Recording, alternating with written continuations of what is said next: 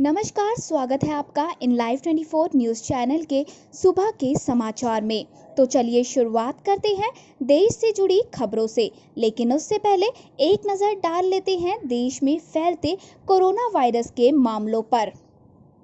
देश में 6,000 से अधिक की हुई मौत, 2.26 लाख से ज़्यादा कोरोना से हैं पीड़ित।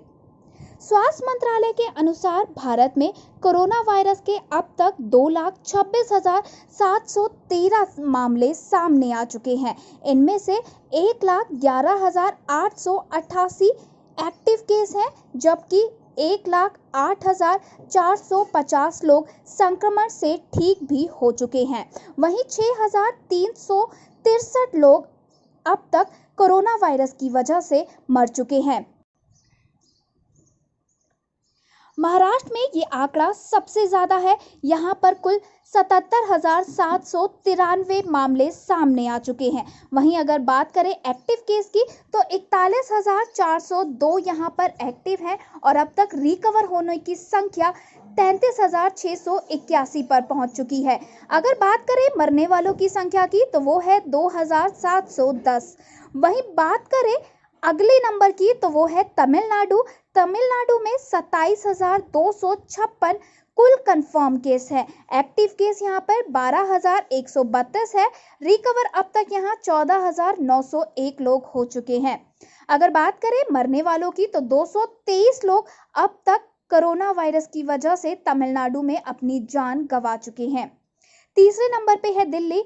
अगर बात करें दिल्ली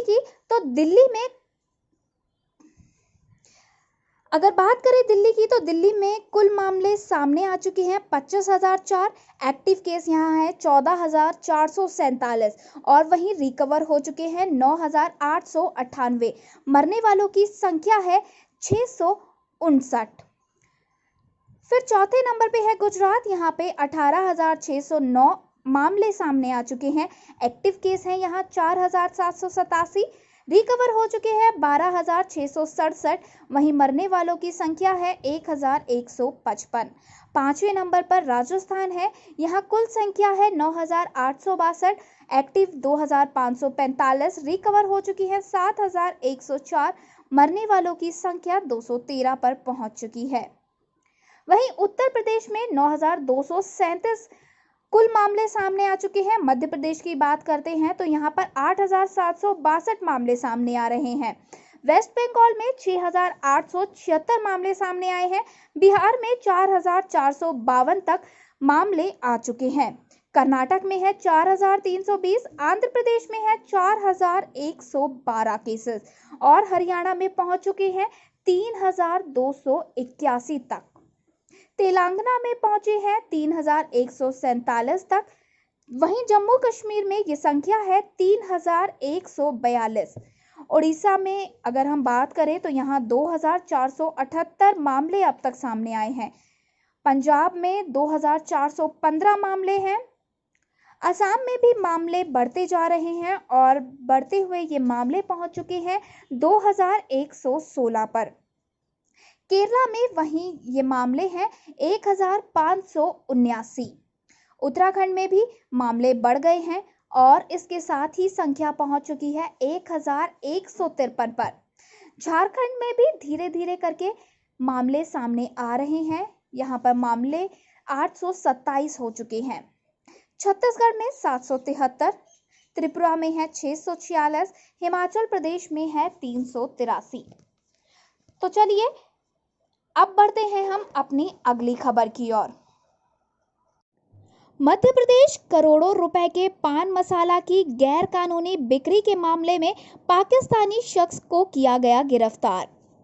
लॉकडाउन में देश के विभिन्न हिस्सों में गैर कानूनी तरीके से करोड़ों रुपए का पान मसाला बेचने के जुर्म में एक पाकिस्तानी शख्स को गिरफ्तार किया गया है। सेंट्रल जीएसटी इंटेलिजेंस अधिकारियों द्वारा उसकी गिरफ्तारी की गई है। वो लॉकडाउन के दौरान में मध्य प्रदेश, महाराष्ट्र और अन्य पड़ोसी राज्यों में गैर कानूनी ढंग से पान मसाला बेच रहा था। अधिकारियों ने बताया कि आरोपी को 195 किलोमीटर दूर इंदौर से गिरफ्तार किया गया है और उसके पास से लंबी अवधि का वीजा भी बरामद किया गया है। कर्नाटक में सीएम येदियुरप्पा का आदेश, रद्द किए जाए सभी गैरकानूनी राशन कार्ड।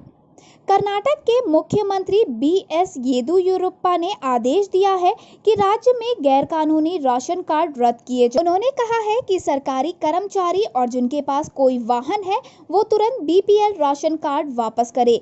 सीएम ने फूड एवं सिविल सप्लाईज डिपार्टमेंट को आदेश दिया है कि सरकारी कर्मचारी और जिनके पास ट्रैक्टर या अन्य कोई वाहन है उनसे गरीबी रेखा से नीचे के राशन कार्ड तुरंत वापस लिए जाए। इस प्रक्रिया में विफल होने पर कठोर कानूनी कार्रवाई शुरू की जाएगी। एक दूसरे के सैन्य अड्डे इस्तेमाल करेंगे भारत ऑस्ट्रेलिया, दोनों देशों के बीच हुए 9 समझौते।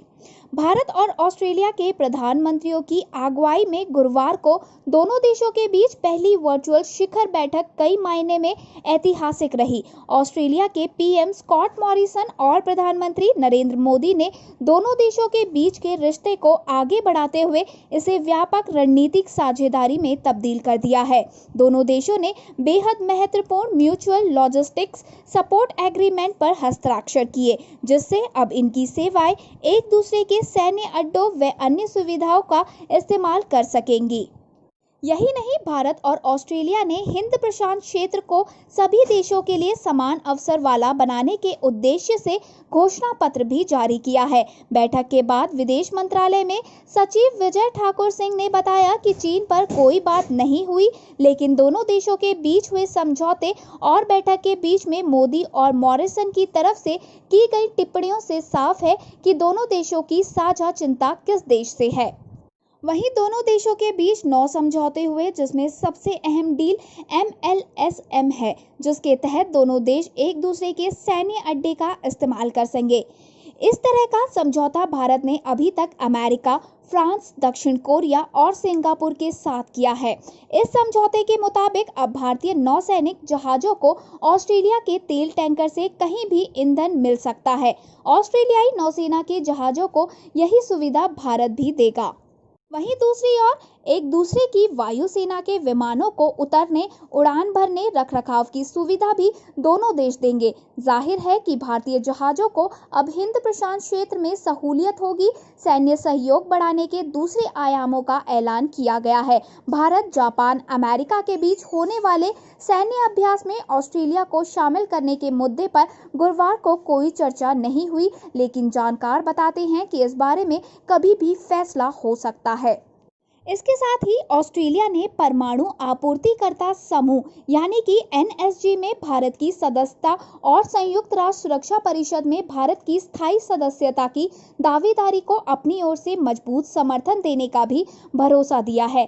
मोदी और मॉरिसन ने आर्थिक सहयोग से जुड़े दूसरे मुद्दों पर भी बात की और आतंकवाद पर भी चर्चा हुई। निश्चित तौर पर ये पहली वर्चुअल शिखर बैठक दोनों देशों को मजबूत रक्षा व रणनीतिक साझेदारी बनाने की दिशा देने वाली बैठक के तौर पर जानी जाएगी। महिला आईपीएस अफसरों के खिलाफ आपत्तिजनक ट्वीट पर की गई एफआईआर। ट्विटर अकाउंट्स के जरिए कुछ महिला आईपीएस अफसरों को आपत्तिजनक सामग्री, अपशब्द और अपमानजनक भाषा का इस्तेमाल किए जाने पर एक एफआईआर दर्ज कराई गई है। मसूरी स्थित सिविल सेवाओं के प्रमुख प्रशिक्षण केंद्र ने इस मामले में सख्ती से निपटने के लिए पुलिस से संपर्क साधा है। महिला अफसरों को अभद्र और आपत्तिजनक सामग्री भेजकर निशाना बनाया गया। Lal Bahadur Shastri national academy of administration ने एक ट्वीट में बताया कि कुछ ट्विटर अकाउंट से महिला आईपीएस अफसरों को अभद्र और अपमानजनक भाषा और आपत्तिजनक विषय सामग्री भेजकर निशाना बनाया गया है। इस खबर के सामने आते ही भारतीय पुलिस सेवा आईपीएस और भारतीय प्रशासनिक सेवा आईएएस के अधिकारी ने व्यापक जांच कर दोषियों के खिलाफ सख्त कार्रवाई की मांग की है। आईपीएस सेंट्रल ने ट्वीट करके कहा कि वो इस घटना की कड़ी निंदा करते हैं। वो चाहते हैं कि उत्तराखंड की पुलिस इस मामले की तह में जाए। कर्नाटक में यात्रियों को राहत देने के लिए सरकार का अहम फैसला, अब नाइट कर्फ्यू में भी चलेंगी बस और कैब। 2 महीने से ज्यादा चले देशव्यापी लॉकडाउन के बाद अब अनलॉक 1.0 के तहत देश को फिर से सामान्य स्थिति में लाने के प्रयास जारी हैं। इसी सिलसिले में कर्नाटक सरकार ने प्रदेशवासियों को राहत देते हुए अहम फैसला लिया है। राज्य सरकार ने अब रात्रि कर्फ्यू के दौरान बस और कैब के संचालन की इजाजत दे दी है। केंद्रीय गृह मंत्रालय की ओर से अनलॉक 1.0 के लिए जारी निर्देशों के तहत रात 9 बजे से सुबह 5 बजे तक देश भर में कर्फ्यू रहेगा। इससे पहले चौथे दौर के लॉकडाउन तक ये सीमा शाम 7 बजे से सुबह 7 बजे तक थी। कर्नाटक सरकार ने अब रात के वक्त की इस पाबंदी में सार्वजनिक परिवहन को छूट दी है। इन घंटों के दौरान प्रदेश में बसें चल पाएंगी। हालांकि ये इजाजत सिर्फ प्रदेश सरकार की बसों को ही होगी। वहीं इस दौरान पिकअप पॉइंट या बस स्टैंड से यात्रियों को लाने के लिए ऑटो, टैक्सी और कैब चलाने की भी अनुमति दी गई है। प्रदेश के मुख्य सचिव TM विजय भास्कर ने एक आदेश में कहा कि राज्य परिवहन निगम बसों को रात के कर्फ्यू के दौरान रात 9 बजे से सुबह 5 बजे तक संचालन की अनुमति दी गई है। लगातार बढ़ते मामलों के बीच दिल्ली सरकार ने बदली टेस्टिंग पॉलिसी। राष्ट्रीय राजधानी दिल्ली में कोरोना वायरस के बढ़ते मामलों के बीच कोविड-19 के रोगियों की जांच के लिए सरकार ने नए दिशा निर्देश जारी कर दिए हैं। दिल्ली सरकार के स्वास्थ्य सेवा महानिदेशक की तरफ से 2 जून को जारी आदेश के मुताबिक कोरोना की जांच के लिए संशोधित नीति ऐसे रोगियों के लिए है जिनमें इस वायरस के लक्षण हो। दिल्ली में बीते कुछ दिनों में संक्रमण के मामलों में भारी बढ़ोतरी आई है। लगातार 1000 से ज्यादा मामले राजधानी में सामने आ रहे हैं, जबकि मृतकों की संख्या भी बढ़ती नजर आ रही है। इसको देखते हुए दिल्ली सरकार ने जांच के तय नीति में संशोधन किए हैं। नए आदेश में कहा गया है कि अब सिर्फ ऐसे लोगों को टेस्ट हो जो पिछले 14 दिन में अंतर्राष्ट्रीय यात्रा से लौटे हो और उनमें बीमारी के लक्षण हैं। इसके साथ ही लैब टेस्ट में संक्रमित मामलों के संपर्क में आने वाले जिन लोगों में लक्षण हैं, उनके भी टेस्ट किए जाएं। इनके अलावा स्वास्थ्य कर्मियों की जांच के लिए भी इन सब के अलावा स्वास्थ्य कर्मियों की जांच के लिए भी दिशा निर्देश जारी किए गए हैं। इसके मुताबिक कोरोना कंटेनमेंट जोन में काम करने वाले फ्रंट लाइन वर्कर्स में से जिनमें भी लक्षण पाए जाएंगे, उनकी भी जांच होगी। संशोधित गाइडलाइंस में सांस संबंधी बीमारी से ग्रस्त रोगियों की जांच को भी शामिल किया गया है। इसके अलावा अन्य कई तरह के दिशा निर्देश जारी किए गए हैं। दिल्ली में कोविड-19 के मृतकों की संख्या 650 तक पहुंच गई है, जबकि संक्रमितों की कुल संख्या 25,000 से ज्यादा हो चुकी है। जम्मू कश्मीर के राजौरी में सुरक्षा बलों और आतंकियों के बीच मुठभेड़, एक आतंकी ढेर, पूरे इलाके की घेराबंदी की गई। जम्मू कश्मीर में आतंक के खिलाफ सुरक्षा बलों को बड़ी कामयाबी हासिल हुई है। राजौरी के कालाकोट के नियारी इलाके में एनकाउंटर हुआ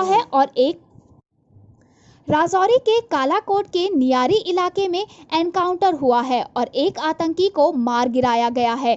पूरे इलाके को सुरक्षा बलों ने घेर लिया है। बड़े अधिकारी मौके पर मौजूद हैं।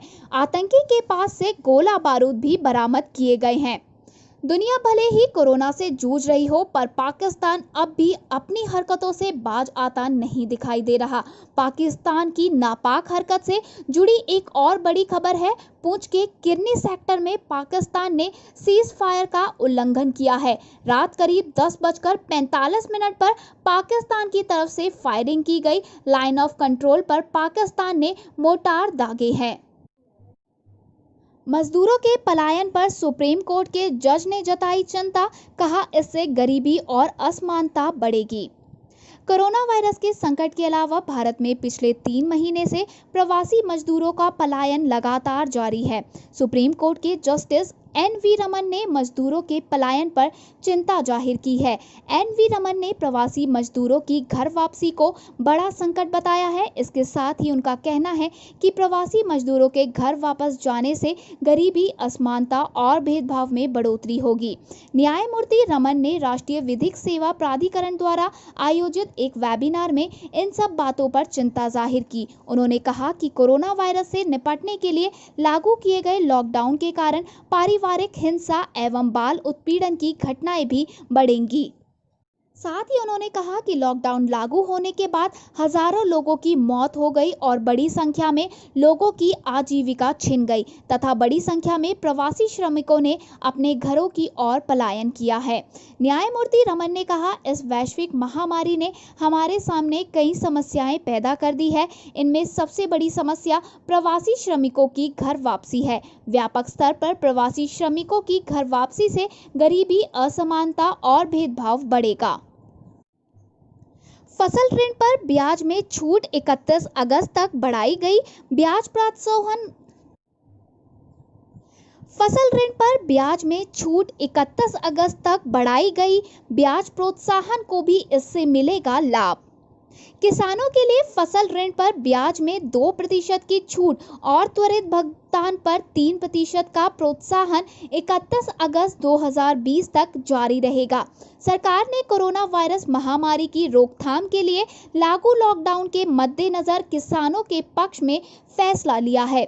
सरकार ने फसल ऋण पर ब्याज में 2% की छूट और त्वरित भुगतान पर 3% के प्रोत्साहन को 31 अगस्त 2020 तक जारी रखने का निर्णय लिया है। इससे पहले अप्रैल में ब्याज में छूट और त्वरित पुनर्भुगतान प्रोत्साहन को मई तक लाया गया था।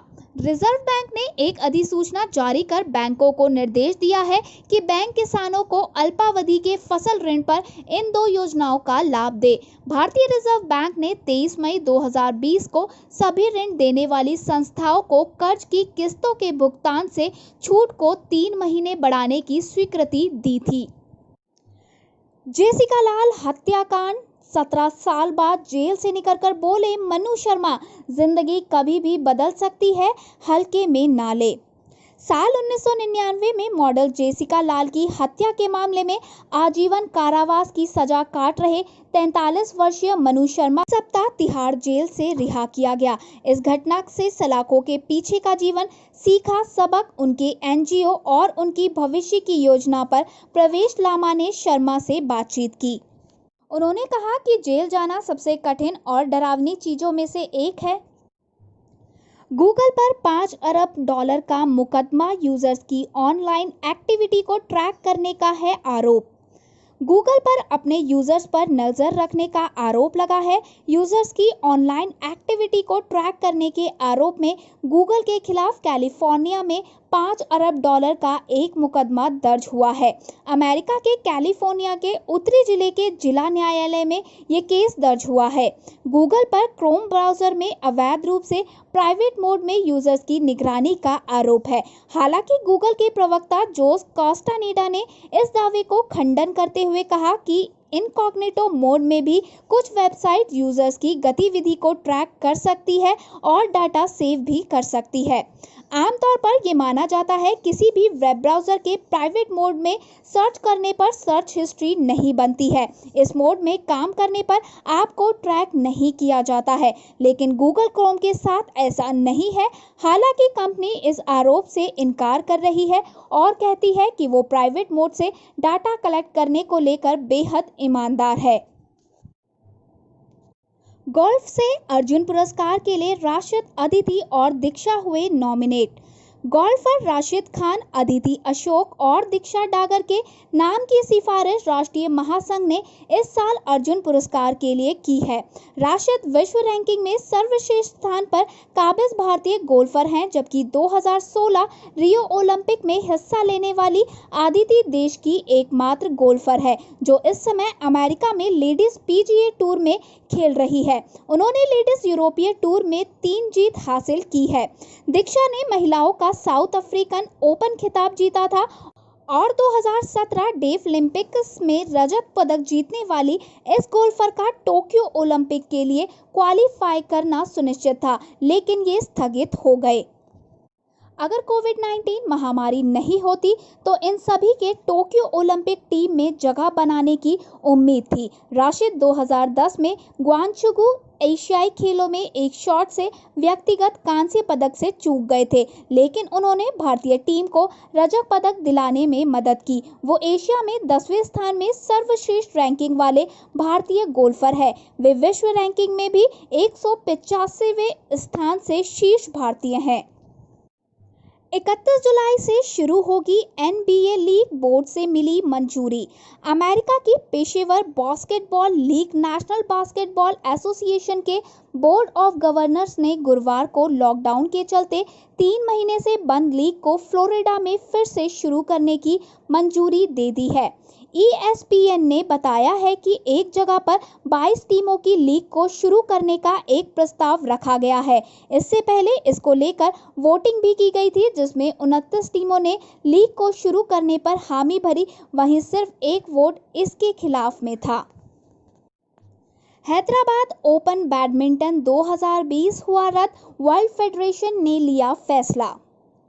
हैदराबाद ओपन बैडमिंटन का आयोजन इस साल के लिए रद्द कर दिया गया है। बैडमिंटन वर्ल्ड फेडरेशन ने गुरुवार को इस बात की पुष्टि की। हैदराबाद ओपन का खेल 11 अगस्त से 16 अगस्त के बीच में होना था। अगस्त के महीने में भारत में होने वाला India junior international grand pre का आयोजन भी रोक दिया गया है। अब इस इवेंट्स को 2021 में कराया जाएगा। अगस्त और सितंबर के महीनों में होने वाले ज़्यादातर टूर्नामेंट्स को रद्द कर दिया गया है। ऑस्ट्रेलियाई ओपन, कोरियाई मास्टर्स जैसे चोटी के इवेंट भी अब अगले साल ही आयोजित किए जाएंगे। अब खबरें विदेश से। दुनिया भर में करीब 67 लाख लोग कोरोना से है संक्रमित। अब अमेरिका से ज़्यादा ब्राज़ील में बढ़ रहे हैं मामले।